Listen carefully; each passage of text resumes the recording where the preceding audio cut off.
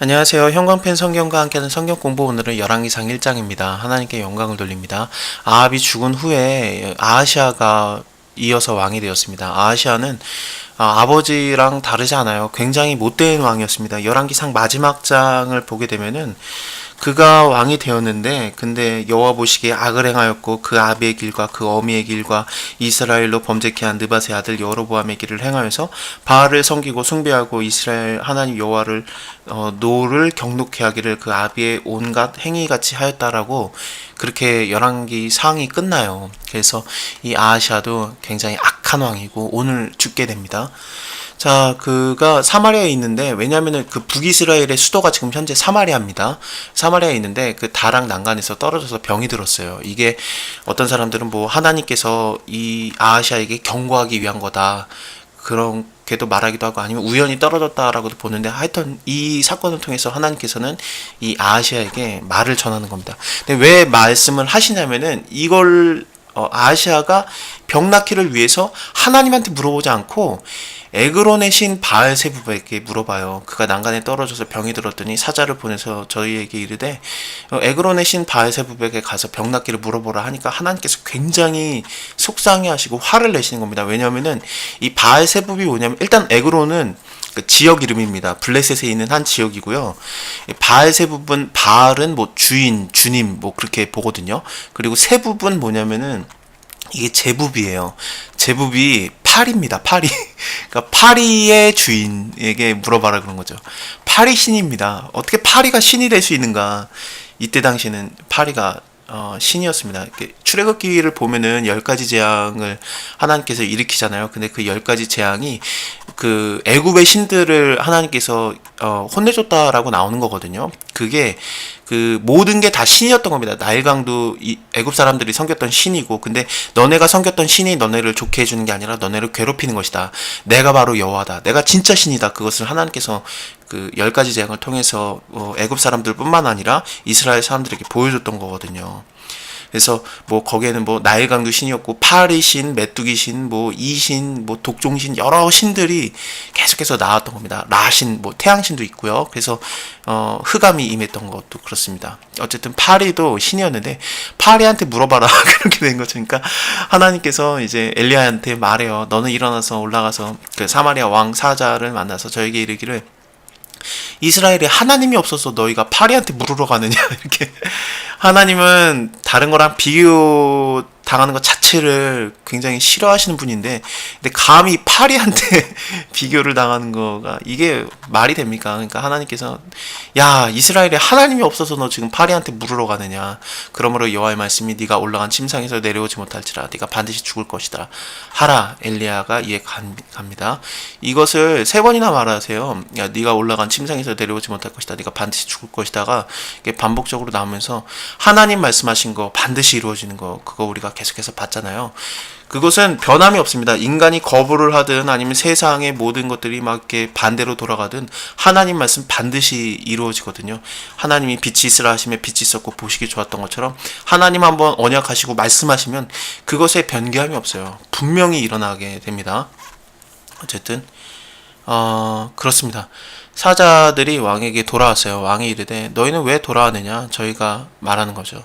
우리가 이제 갔었는데, 근데 여호와의 말씀이 이스라엘 하나님이 없어서 네가 지금 에그론의 신 파리의 주인한테 물어보려고 하느냐?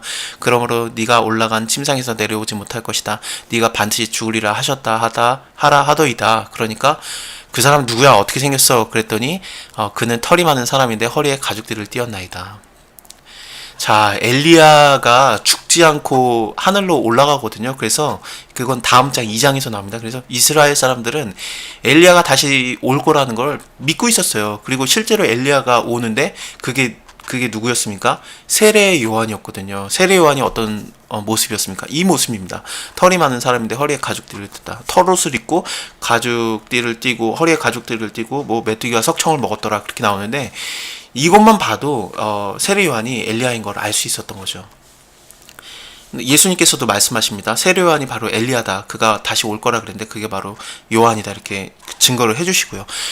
우리가 생각할 때는 뭐 털이 많은 사람이라든지 뭐 허리에 가죽띠를 띈 사람이 이 세상에 얼마나 많은데 어떻게 그 세례 요한이 엘리야일 수 있는가 그렇게 생각을 할 수 있습니다만, 근데 이스라엘 사람들은 이 모습을 그냥 딱 보는 순간에 그게 엘리야라는 걸 알 수밖에 없어요. 예를 들면 우리나라 사람들에게 허리에 큰 칼을 찼다 그러면은 그거 이순신 아닌가 그렇게 딱 떠오르잖아요.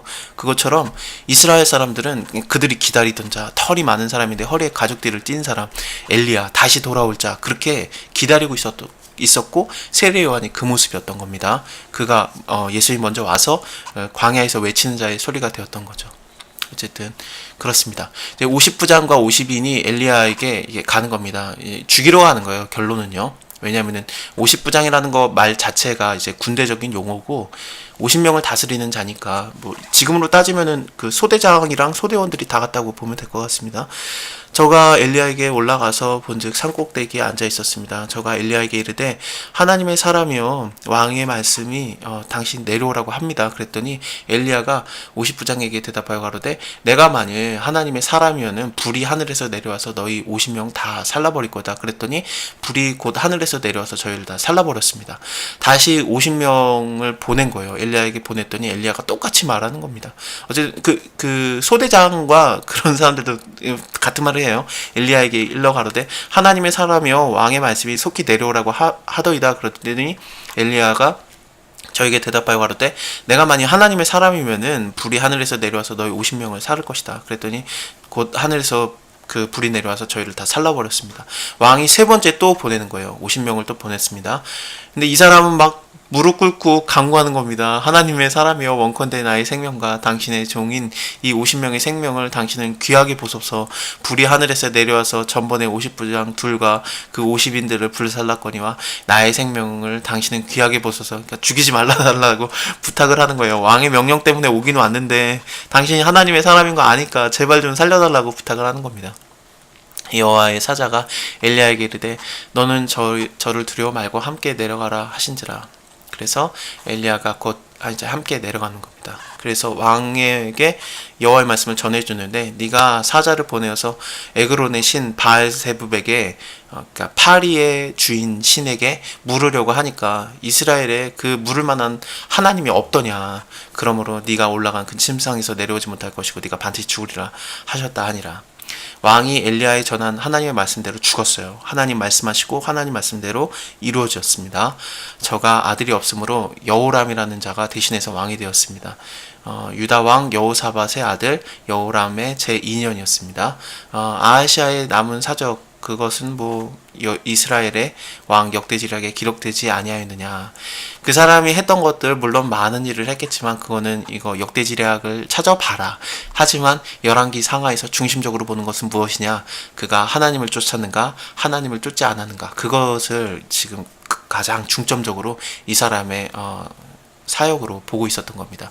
자, 이렇게 아하시아 왕은 죽었고요. 그리고 다음 장에서 엘리야가 회오리 바람을 타고 하늘로 올라가는 장면을 보겠습니다. 그리고 엘리사가 이제 그를 대신하는 선지자로 되게 되는데 요단강을 건너거든요. 여리고라든지 그리고 또 요단강들이 나와요. 이것은 마치 이스라엘 사람들이 여리고를 들어가기 위해서 요단강을 건넜던, 그래서 가나안 땅을 진격해 올라가서 하나님의 그 다스리는 나라로 가나안 땅을 점령시켜 들어가잖아요.